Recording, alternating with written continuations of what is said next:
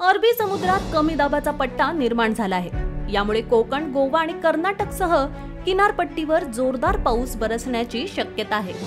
मुंबईतील अनेक भागात गुरुवारी मध्यरात्रीपासून पाऊस सुरू आहे। वसई, विरार, नालासोपाऱ्यात सकाळपासून दमदार पावसाची हजेरी सुरू आहे। मुंबईत आज दिवसभर पाऊस पडण्याची शक्यता आहे। राज्यात जून महिन्यात काहीशी विश्रांती घेतलेला पाऊस जुलै महिन्यात सक्रिय झालाय। राज्यात पुढील 2 दिवस जोरदार पाऊस बरसणार आहे, असा अंदाज पुणे वेधशाळेने व्यक्त केलाय।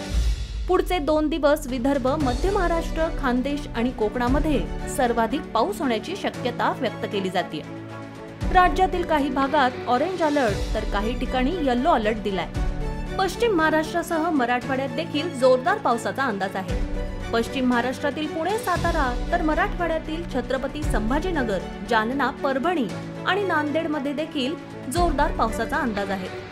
अरबी समुद्रात कमी दाबाचा पट्टा निर्माण झाला आहे।